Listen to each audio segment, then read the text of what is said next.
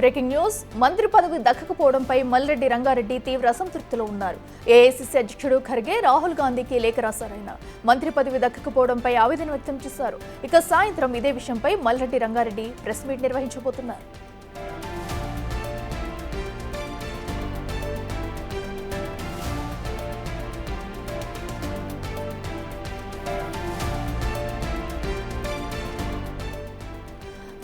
ఏదైతే మంత్రివర్గ విస్తరణలో అటు మల్రెడ్డి రంగారెడ్డికి అయితే చోటు దక్కలేదో దీంతో ఆయన పూర్తిగా అసంతృప్తిలో ఉన్నట్టు తెలుస్తుంది. దీనిపై ఇప్పటికే అటు రాహుల్ గాంధీకి కూడా లేఖనైతే రాశారు మల్రెడ్డి రంగారెడ్డి. అయితే ఇదే విషయానికి సంబంధించి ఈ రోజు సాయంత్రం అటు మీడియా సమావేశం పెట్టి కూడా తన ఆవేదనను వ్యక్తపరిచేనట్టుగా కూడా సమాచారం అందుతుంది. అయితే ప్రస్తుతానికి అటు మంత్రివర్గ విస్తరణ ఎన్ని రోజులుగానో అటు వాయిదా పడుతూ వచ్చింది. అయితే ఎట్టకేలకు మంత్రివర్గ విస్తరణ అయితే ఈ రోజు జరిగింది. అయితే ఈ నేపథ్యంలో కొంతమంది అయితే ఆశపడి భంగపడిన వారు ఉన్నారు. అయితే వారందరినీ కాంగ్రెస్ ప్రభుత్వం బుజ్జగించే ప్రయత్నం చేస్తుంది. అయినప్పటికీ కూడా మల్రెడ్డి రంగారెడ్డి ఇంకా అసంతృప్తిలోనే ఉన్నారు. మరి దీనికి సంబంధించి కూడా అటు రాహుల్ గాంధీకి కూడా లేఖ అయితే రాశారు. మరి దీనిపై అటు మరోసారి అధిష్టానం ఆలోచిస్తుందా లేదంటే ఇంకా ఏ విధమైన న్యాయం చేస్తుంది, అసలు మల్రెడ్డి రంగారెడ్డి ఒకవేళ బుజ్జగించి ఇంకేదైనా పదవి ఆశించి ఉన్నారా అనేది కూడా మనం చూడాలి. అయితే ఈ రోజు సాయంత్రం ఆయన నిర్వహించబోయే మీడియా సమావేశంలో ఏం మాట్లాడతారు, తన మనసులోని మాటను బయట పెడతారా, తను ఎలాంటి పదవి ఆశిస్తున్నారు, ఎందుకంటే ఇప్పటికే అటు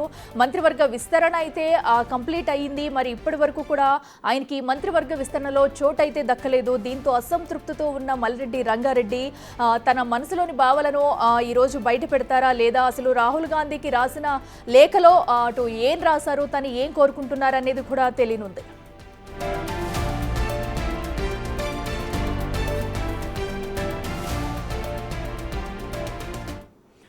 మంత్రి పదవి దక్కకపోవడంపై మల్రెడ్డి రంగారెడ్డి తీవ్ర అసంతృప్తిలో ఉన్నారు. ఏఐసీసీ అధ్యక్షుడు ఖర్గే రాహుల్ గాంధీకి లేఖ రాశారైన మంత్రి పదవి దక్కకపోవడంపై ఆవేదన వ్యక్తం చేశారు. ఇక సాయంత్రం ఇదే విషయంపై మల్రెడ్డి రంగారెడ్డి ప్రెస్ మీట్ నిర్వహించబోతున్నారు. ఇక ఇదే అంశానికి సంబంధించి మరింత సమాచారం మా ప్రతినిధి హేమ లైవ్ లో అందిస్తారు. హేమ, చెప్పండి, ఇప్పటికే మంత్రివర్గ విస్తరణ కంప్లీట్ అయినా కూడా ఆశావాహులు అయితే తమ ఆవేదన వ్యక్తం చేస్తూ వస్తున్నారు. అయితే ఈ నేపథ్యంలో Malreddy Rangareddy evening press meet లో ఏం మాట్లాడే అవకాశం ఉందనుకోవచ్చు, డీటెయిల్స్ అంటే? మొత్తానికి ఎన్నో రోజుల నుంచి ఎదురు చూస్తున్న వర్గ విస్తరణ ఒకవైపు జరిగితే మరొక వైపు కొత్తగా మంత్రులంతా కూడా కాసేపటి క్రితమే రాజ్భవన్ వేదికగా ముఖ్యమంత్రి నేతృత్వంలో ప్రమాణ స్వీకారం చేశారు. ఒకవైపు కొత్త మంత్రులు ప్రమాణ స్వీకారం జరిగితే మరొక వైపు ఎవరైతే ఆశావాహులు ఉన్నారో వాళ్ళంతా నిరాశ వ్యక్తం చేస్తున్నారని చెప్పుకోవచ్చు. ఇందులో భాగంగా ఆల్రెడీ ఉదయం నుంచి కూడా operation Meenakshi Natarajan TPCC chief Mahesh Kumar Goud మొదలుపెట్టారు. ఎవరైతే మంత్రి పదవి కోసం ఆశించారో వాళ్ళకి ఈరోజు క్యాబినెట్లో చోటు దక్కలేదో సీనియర్ నేతలుగా ఉన్నారో వాళ్ళందరి ఇంటికి వెళ్ళి కూడా ప్రస్తుతం మాట్లాడుతున్నటువంటి పరిస్థితి. ఇందులో భాగంగా ఈరోజు ఉదయం ప్రేమ్ సాగర్ ఇంటికి వెళ్ళారు. ప్రేమ్ సాగర్ ఇంటికి వెళ్ళి నచ్చజెప్పినటువంటి ప్రయత్నం చేశారు. అనంతరం రాజ్భవన్కి ప్రమాణ స్వీకారానికి వచ్చి మళ్ళీ ప్రస్తుతం ప్రేమ్ సాగర్ సీనియర్ నేతగా ఉన్నటువంటి ప్రేమ్ సాగర్ ఇంటికి వెళ్ళి అటు ప్రేమ్ సాగర్కి నచ్చజెప్పే ప్రయత్నం చేస్తున్నారు. ఇక ఇప్పుడు ప్రస్తుతం ఈరోజు సాయంత్రం 5 గంటలకు మల్రెడ్డి రంగారెడ్డి ప్రెస్ మీట్ కూడా ఉంది. అయితే ఈ ప్రెస్ మీట్లో ఏం మాట్లాడతారు అనేది మాత్రం ప్రస్తుతం అటు అందరూ ఎదురు చూస్తున్నటువంటి పరిస్థితి. ప్రధానంగా మొదటి నుంచి మనం చూస్తున్నాము, మొత్తం రాష్ట్రంలో ఉన్నటువంటి అన్ని జిల్లాలకు కూడా మొదటి క్యాబినెట్లో అవకాశం కల్పించారు. మిగతా ఎవరైతే మిగిలినటువంటి వాళ్ళు ఉన్నారో వాళ్ళకి సెకండ్ క్యాబినెట్లో అవకాశం కల్పిస్తాము అంటూ మాట ఇచ్చారు. సో ఇందులో భాగంగా రంగారెడ్డి జిల్లాకి కూడా సముచిత న్యాయం చేయాలి. రంగారెడ్డి జిల్లాలో ఉన్నటువంటి ఎవరైనా సరే ఏ ఎమ్మెల్యేకైనా సరే మంత్రి ఏదైతే క్యాబినెట్ ఉందో అందులో స్థానం కల్పించాలి అంటూ రంగారెడ్డి జిల్లాకు సంబంధించిన ఎమ్మెల్యేలు అందరూ కూడా ఒక్క తాటి మీదకి వచ్చారు. వాళ్ళకి ఇంటర్నల్గా డిస్ప్యూట్స్ ఉన్నప్పటికీ కూడా ఆ జిల్లాకి ఒక మంత్రి పదవి కావాలి అంటూ అందరూ ఒక తాటి మీదకి వచ్చి నేరుగా హైకమాండ్కి లెటర్ రాశారు. ముఖ్యమంత్రి రేవంత్ రెడ్డికి లెటర్ రాశారు. సేమ్ టైం వీళ్ళకి సపోర్ట్ చేస్తూ జానారెడ్డి, కాంగ్రెస్ సీనియర్ నేత జానారెడ్డి కూడా హైకమాండ్కి లెటర్ రాశారు. రంగారెడ్డి జిల్లాకి ఒక మంత్రి పదవి ఇవ్వాలి, ఇప్పుడు ఎక్స్పాన్షన్లో వాళ్ళకి స్థానం కల్పించాలి అని. అయితే ఇటువైపు ఎవరో ఒకరికి రంగారెడ్డి జిల్లా నుంచి ఎవరో ఒకరికి ఖచ్చితంగా మంత్రి పదవి వస్తుందని భావించినటువంటి సమయంలో ఒక్కసారిగా అసలు అగ్ర కులాలకు పెద్దపీఠం వేయకుండా బడుగు బలహీన వర్గాలకు పెద్దపీఠం వేస్తూ ఈరోజు ఉదయం కేబినెట్ అనౌన్స్మెంట్ జరిగింది. అందులో భాగంగా ఎస్సీ సామాజిక వర్గం నుంచి మాల కమ్యూనిటీకి చెందిన గడ్డం వివేక్ని, మాదిక కమ్యూనిటీకి సంబంధించిన అడ్లూరి లక్ష్మణ్ని, బీసీ సామాజిక వర్గం నుంచి వాకిటి శ్రీహరి పేర్లను కూడా అనౌన్స్ చేశారు. వాళ్ళంతా ప్రమాణ స్వీకారం చేశారు. అయితే ఆల్మోస్ట్ 9 జిల్లాలకు మంత్రి పదవి ఇచ్చి తమకెందుకు మంత్రి పదవి ఇవ్వలేదు అంటూ కూడా రంగారెడ్డి జిల్లాకు సంబంధించినటువంటి నేతలు ప్రశ్నిస్తున్నారు. ఆల్రెడీ గతంలో కూడా మనం చూసాము, మల్రెడ్డి రంగారెడ్డి జిల్లాకు కేబినెట్లో అవకాశం కల్పించకపోతే తన పదవికి రాజీనామా చేస్తాను అంటూ కూడా పెద్ద ఎత్తున స్టేట్మెంట్లు ఇచ్చినటువంటి పరిస్థితి. సో ఈ నేపథ్యంలో ఈరోజు అవకాశం రాకపోవడంతో సాయంత్రం 5 గంటలకి ప్రెస్ మీట్ పెడతామంటూ కూడా కాసేపటి క్రితం ఇన్ఫర్మేషన్ ఇచ్చారు. అయితే ఈ ప్రెస్ మీట్లో కూడా రాహుల్ గాంధీకి రాసినటువంటి లేఖను బయట పెడతారు, రాహుల్ గాంధీకి రాసినటువంటి లేఖను విడుదల చేస్తారు అనే సమాచారం ప్రస్తుతం మనకు అందుతా ఉంది. ఈ లేఖలో ఉన్నటువంటి సారాంశం ఏంటంటే మొత్తం 9 జిల్లాలకు మంత్రి పదవి ఇచ్చారు, 9 జిల్లాలకు అటు కేబినెట్లో స్థానం కల్పించారు. కేవలం రంగారెడ్డి జిల్లాకి ఎందుకు స్థానం కల్పించలేదు, తమకి కూడా స్థానం కల్పించాలి అంటూ కూడా ఆ లేఖలో రాసినట్టుగా మల్రెడ్డి రంగారెడ్డి చెప్తున్నారు. ఆ లేఖనే ఈరోజు 5 గంటలకు ప్రెస్ మీట్లో కూడా చూపించేటటువంటి అవకాశాలు కనిపిస్తున్నాయి. ఎస్ హేమ, మంత్రివర్గ విస్తరణ అనేది కూడా ఏ అంశాలను పరిగణలోకి తీసుకుని కూడా దీన్ని అయితే నిర్ణయించారు. అండ్ అలాగే అటు రాహుల్ గాంధీకి కూడా మల్రెడ్డి రంగారెడ్డి లేఖ అయితే రాశారు. మరి దీనిపై స్పందించే అవకాశం ఉంటుంది అనుకోవచ్చా? ఖచ్చితంగా ఇంకా మంత్రి క్యాబినెట్ ఎక్స్పాన్షన్ అనేది కంప్లీట్ కాలేదు. ఎందుకంటే రాష్ట్రంలో ప్రస్తుతం 6 ఖాళీలు ఉన్నప్పటికీ కేవలం 3 స్థానాలను మాత్రమే ఇప్పుడు ఫిల్ చేశారు. ఇంకా 3 స్థానాలు ఉన్నాయి. అంటే క్యాబినెట్ 2.0 ఇప్పుడు అయింది, ఇంకా క్యాబినెట్ 3.0 కూడా ఉంది. అందులో మరొక 3కి అవకాశం కల్పించేటటువంటి ఛాన్సెస్ కూడా ఉన్నాయి. అందులో ఖచ్చితంగా రంగారెడ్డి జిల్లాకు సంబంధించినటువంటి వాళ్ళు ఉండొచ్చు, లేదంటే ఎవరైతే ఆశావాహులు ఉన్నారో వాళ్ళ పేర్లు ఉండొచ్చు. ఏదో ఒక సామాజిక వర్గంకి సంబంధించి ఎవరో ఒకరిని అనౌన్స్ అయితే ఖచ్చితంగా చేస్తారు. కానీ ముందే ఎందుకు తొందరపడాలి అని అయితే కాంగ్రెస్ సీనియర్ నేతలు చెప్తున్నారు. ఇందులో భాగంగా ఈరోజు ఉదయం నుంచి మొహం విడిచినటువంటి వాళ్ళందరికీ కూడా ప్రస్తుతం వెళ్ళి సర్ది చెప్పే ప్రయత్నం చేస్తున్నారు. ప్రధానంగా సీనియర్ లీడర్గా ఉన్నటువంటి ప్రేమ్ సాగర్ ఈరోజు ఉదయం కూడా రాజీనామా చేస్తారు అని పెద్ద ఎత్తున వార్తలు వినిపించే వెంటనే మీనాక్షి నటరాజన్, టీపీసీసీ చీఫ్ మహేష్ కుమార్ గౌడ్, పొన్నం ప్రభాకర్, మిగతా ఎమ్మెల్యేలు ఎంపీలు అంతా కూడా ప్రస్తుతం ప్రేమ్ సాగర్ ఇంటికి వెళ్ళారు. అసలు ఈసారి క్యాబినెట్లో ఎందుకు వాళ్ళకు అవకాశం కల్పించలేదో కూడా వాళ్ళందరికీ ఎక్స్ప్లెయిన్ చేస్తున్నటువంటి పరిస్థితి. మరొక వైపు తమకున్నటువంటి విన్నపం ఏదైతే ఉందో అదంతా కూడా హైకమాండ్ దృష్టికి తీసుకొని వెళ్ళి నెక్స్ట్ టర్మ్లో అయినా ఖచ్చితంగా వాళ్ళకి ఛాన్స్ వచ్చే విధంగా చూస్తామని అయితే ఒకవైపు నేతలు హామీ ఇస్తున్నారు. ఈలోపే మల్రెడ్డి రంగారెడ్డి ప్రెస్ మీట్ని కూడా అనౌన్స్ చేశారు. అయితే ఈ ప్రెస్ మీట్ ఉంటుందా, క్యాన్సిల్ అవుతుందా అనేది మాత్రం ఇంకా ఒక క్లారిటీ లేదు. ప్రధానంగా ఇప్పటికే అందరికీ నచ్చజెప్పే ప్రయత్నం అయితే చేస్తున్నారు. బుజ్జగింపుల కార్యక్రమం అయితే మీనాక్షి నటరాజన్ ఆల్రెడీ స్టార్ట్ చేశారు.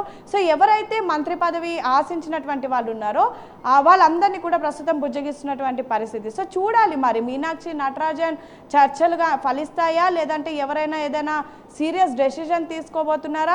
అసలు evening Malreddy Rangareddy press meet పెట్టినటువంటి సమయంలో తన రాజీనామాని కూడా అనౌన్స్ చేస్తారు అంటూ పెద్ద ఎత్తున కార్యకర్తలు చెప్తున్నటువంటి పరిస్థితి. ఎందుకంటే క్యాబినెట్లో తమకు అవకాశం కల్పించకపోతే ఖచ్చితంగా తన పదవికి రాజీనామా చేస్తున్నారు. మరి ఈవినింగ్ ఏమైనా రాజీనామా చేస్తారా అనేది అయితే వేచి చూడాలి. ఒకవైపు రాజీనామాలు చేస్తారు, బుజ్జగిస్తారు అనే ఒకవైపు జరుగుతుంటే మరొక వైపు ఇంకొక ఛాన్స్ ఉంది కదా, మరొక 3 స్థానాలకు అవకాశం ఉంది కదా, అప్పటి వరకు వేచి చూడాలి అంటూ కూడా దగ్గరున్నటువంటి వాళ్ళు చెప్తున్నట్టుగా సమాచారం అందుతోంది. సో చూడాలి మరి మొత్తానికి ఏం అవ్వబోతోంది. ఎన్నో రోజుల నుంచి ఎదురు చూస్తున్నటువంటి క్యాబినెట్ అనౌన్స్మెంట్ ఈరోజు ఒకవైపు అయితే మరొక వైపు పార్టీలో అంతర్గత విభేదాలు అయితే స్టార్ట్ అయ్యాయని చెప్పుకోవచ్చు. మోరోవర్ కోమటిరెడ్డి రాజగోపాల్ రెడ్డి కూడా ప్రస్తుతం డిసప్పాయింట్గా ఉన్నారు. ఎందుకంటే హైకమాండ్ తనకు పదవి ఇస్తాను అని హామీ ఇస్తేనే తను పార్టీలోకి వచ్చాను అంటూ కూడా బహిర్గంగా చెప్పినటువంటి సిచ్యువేషన్స్ మనం చూసాం. అయితే ఈరోజు రాజగోపాల్ రెడ్డి పేరు వినిపించలేదు, ప్రేమ్ సాగర్ పేరు వినిపించలేదు, మరికొంతమంది ఆశావాహులు పేరు కూడా వినిపించలేదు. మరి వీళ్ళందరికీ కూడా ఏ విధంగా నచ్చజెప్పుతారు? అండ్ ఇంకా నామినేటెడ్ పదవులు ఉన్నాయి, ఇంకా క్యాబినెట్లో 3కి అవకాశం ఉంది. మరి వీళ్ళందరికీ ఏమైనా హామీలు ఇస్తారా, లేదా వీళ్ళు ఎలాంటి డెసిజన్స్ తీసుకోబోతున్నారు? అసలు నెక్స్ట్ మీనాక్షి నటరాజన్ ముందున్నటువంటి పెద్ద టాస్క్ని మీనాక్షి నటరాజన్ ఎలా ఎదుర్కోబోతున్నారు అనేది మాత్రం ప్రస్తుతం ఒక చర్చనీయాంశంగా మారింది. మొత్తానికైతే ఎప్పుడెప్పుడు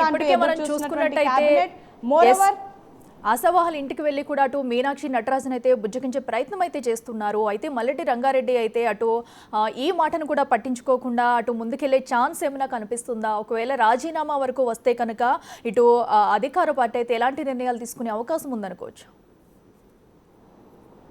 ఖచ్చితంగా ఎవరు రాజీనామాలు చేయకుండానే చూసుకునే ప్రయత్నంలో అయితే ప్రస్తుతం హైకమాండ్ ఉంది. యాక్చువల్లీ మీనాక్షి నటరాజన్ షెడ్యూల్ ఈరోజు భూపాల్ వెళ్లాల్సి ఉన్నప్పటికీ కూడా హైకమాండ్ ఇచ్చినటువంటి ఆదేశాల మేరకు మీనాక్షి నటరాజన్ ప్రస్తుతం హైదరాబాద్లోనే ఉన్నారు. అండ్ హైదరాబాద్లో ఉండి ఈరోజు క్యాబినెట్ అనౌన్స్మెంట్ అయిన వెంటనే ఎవరైతే ఆశావాహులు ఉన్నారో వాళ్ళందరినీ కూడా కలిసే ప్రయత్నం చేశారు. మొదటిగా రాజ్భవన్లో ప్రమాణ స్వీకారంలో పాల్గొన్నటువంటి మీనాక్షి నటరాజన్ నేరుగా రాజ్భవన్ నుంచి ప్రేమ్ సాగర్ ఇంటికి వెళ్లారు. ప్రస్తుతం ప్రేమ్ సాగర్ ఇంట్లో భేటీ అయ్యారు. మీనాక్షి నటరాజన్తో పాటు పిసిసి చీఫ్ అదేవిధంగా మంత్రి పొన్నం ప్రభాకర్ కూడా ఉన్నారు. సేమ్ టైం మరి కాసేపట్లో మిగతా వాళ్ళ ఇంటికి కూడా వెళ్ళేటటువంటి అవకాశం ఉంది. ఆల్రెడీ కోమటిరెడ్డి రాజగోపాల్ రెడ్డికి నచ్చజెప్పాలి అని కోమటిరెడ్డి వెంకటరెడ్డికి చెప్పినట్టుగా హైకమాండ్ తెలుస్తూ ఉంది. అసలు ఎందుకు ఈసారి ఈ క్యాబినెట్లో వాళ్ళకి స్థానం కల్పించలేదు అనేది వివరించాలి అంటూ కూడా హైకమాండ్ ఇప్పటికే వెంకటరెడ్డిని కోరినట్టుగా తెలుస్తుంది. సో మల్రెడ్డి రంగారెడ్డిని కూడా వెళ్ళి కలవచ్చు, ఆయనకు కూడా అసలు ఏం జరిగింది ఎక్స్ప్లెయిన్ చేయవచ్చు, అసలు హైకమాండ్ ఏం భావిస్తుందో కూడా తెలియజేయచ్చు. ఎందుకంటే మీనాక్షి నటరాజన్ అటు హైకమాండ్ ఇటు రాష్ట్ర నాయకత్వానికి మధ్యలో ఉన్నారు.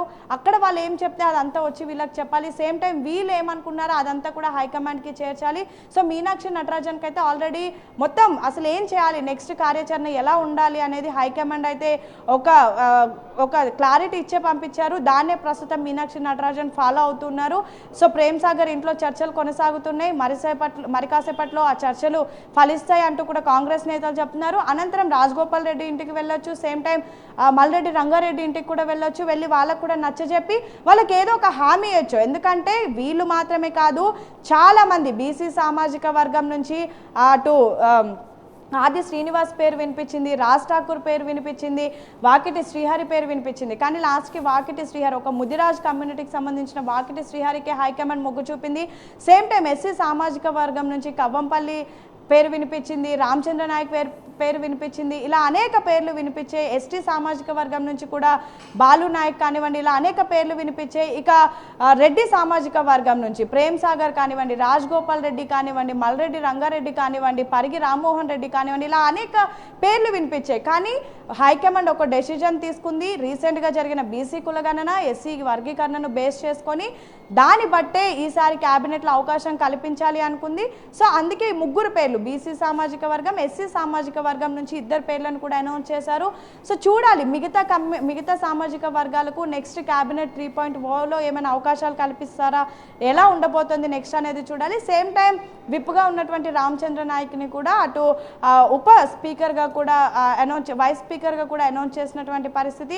సో అన్ని సామాజిక వర్గాలకి కూడా ఒకవైపు న్యాయం చేసే విధంగా హైకమాండ్ ఉన్నప్పటికీ కూడా తమకు కూడా అవకాశం కల్పించాలని కొంతమంది ఫైట్ చేస్తున్నారు. వీళ్ళందరినీ కూడా మీనాక్షి నటరాజన్ సర్ది చెప్పే ప్రయత్నంలో అయితే ప్రస్తుతం ఉన్నారు. మనం చూసుకున్నట్టయితే ఇప్పటి వరకు కూడా ఇప్పటికే మంత్రివర్గ విస్తరణ లేట్ చేసుకుంటూ వస్తుంది హైకమాండ్ అంటూ కూడా పలు విమర్శలు కూడా వినిపించిన మాటలు అయితే మనం చూసాము, సందర్భాలు అయితే ఇప్పుడు కూడా కేవలం 3 ఎంచుకుంది, మరో 3 ఖాళీ ఉంచింది. సో దీనికి రీజన్ ఏమై ఉండొచ్చు? సో ఎందుకంటే దీనిపై కూడా మరొకసారి కసరత్తు చేసి నిర్ణయాలు తీసుకునే అవకాశం ఉంది అనుకోవచ్చా? ఖచ్చితంగా ప్రభుత్వం ఏర్పడి దాదాపు 1.5 ఏడాదిన్నర అవుతున్నా ఇంకా మంత్రివర్గ విస్తరణ జరగలేదంటూ పెద్ద ఎత్తున అటు బీఆర్ఎస్ బీజేపీ నాయకులు ప్రభుత్వం పైన విమర్శలు చూపించారు. క్యాబినెట్లో కనీసం అవకాశం కల్పించలేకపోతున్నారంటూ అనేక విమర్శలు వినిపించినప్పటికీ కూడా ఈ క్యాబినెట్ అనేది ఒక డైలీ సీరియల్ దాదాపు గడిచిన 6 నెలల నుంచి కూడా ఇదే వినిపిస్తుంది.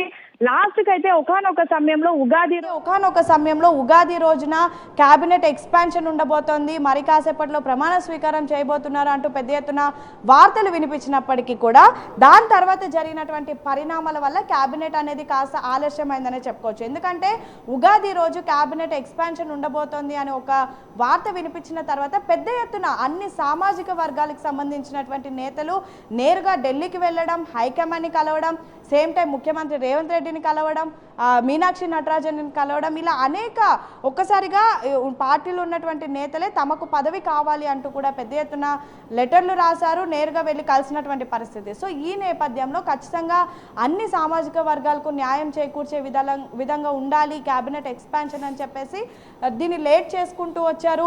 రీసెంట్గా మనం చూస్తే మాదిగ సామాజిక వర్గానికి సంబంధించిన నేతలు వెళ్ళి నేరుగా రాహుల్ గాంధీని, ఖర్గేని, ముఖ్యమంత్రిని కూడా కలిశారు. సో ఇవన్నిటిని దృష్టిలో పెట్టుకొని అండ్ మోరోవర్ మీనాక్షి నటరాజన్ రీసెంట్గా చేసినటువంటి సమీక్ష సమావేశాలు వచ్చినటువంటి రివ్యూస్ని దృష్టిలో పెట్టుకొని ఫైనల్గా హైకమాండ్ ఒక డెసిజన్ తీసుకుంది. దానికి అందరూ కట్టుబడి ఉండాలి అంటూ కూడా చెప్పింది. ఎవరైతే ఆశావాహులు నిరాశగా ఉన్నారో వాళ్ళందరినీ కూడా ప్రస్తుతం మీనాక్షి నటరాజన్ బుజ్జగించే ప్రయత్నంలో ఉన్నారు. ఖచ్చితంగా వాళ్ళకి ఏదో ఒక హామీ ఇచ్చి ఈ చర్చలు ఫలించే విధంగా చూస్తామంటూ అయితే కాంగ్రెస్ నేతలు చెప్తున్నటువంటి పరిస్థితి. Akhila. Right Hema, thanks for updates.